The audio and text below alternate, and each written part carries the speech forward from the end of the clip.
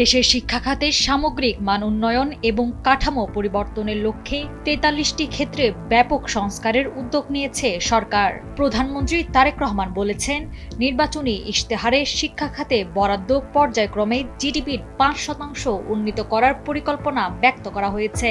সে আলোকে শিক্ষা খাতে ৪৩টি ক্ষেত্র চিহ্নিত করে স্বল্প, মধ্য ও দীর্ঘমেয়াদী পরিকল্পনা বাস্তবায়ন করা হচ্ছে।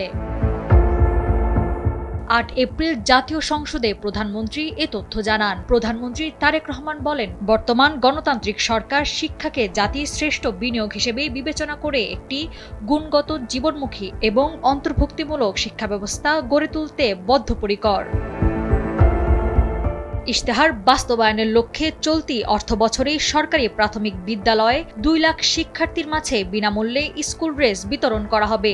এছাড়া প্রাথমিক বিদ্যালয়ের শিক্ষার্থীদের পুষ্টি চাহিদা পূরণে পর্যায়ক্রমে সকল উপজেলায় স্কুল ফিডিং বা মিড ডে মিল চালু করার পরিকল্পনা করা হচ্ছে এবং ডিজিটাল বৈষম্য কমাতে প্রায় ১৫০০ শিক্ষা প্রতিষ্ঠানে ফ্রি ওয়াইফাই সংযোগের উদ্যোগ নেওয়া হচ্ছে।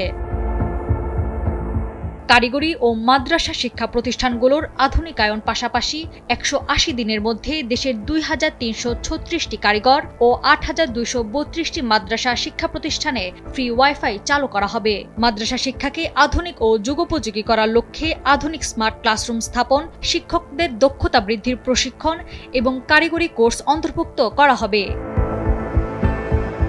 সংশ্লিষ্টরা মনে করছেন, স্বল্প, মধ্য ও দীর্ঘমেয়াদী এই লক্ষ্যমাত্রা সফলভাবে অর্জিত হলে বাংলাদেশের শিক্ষা ব্যবস্থা বিশ্বমানের কাতারে পৌঁছাবে। নাওয়ার সালসাবিল দুরদানা, সময়ের আলো।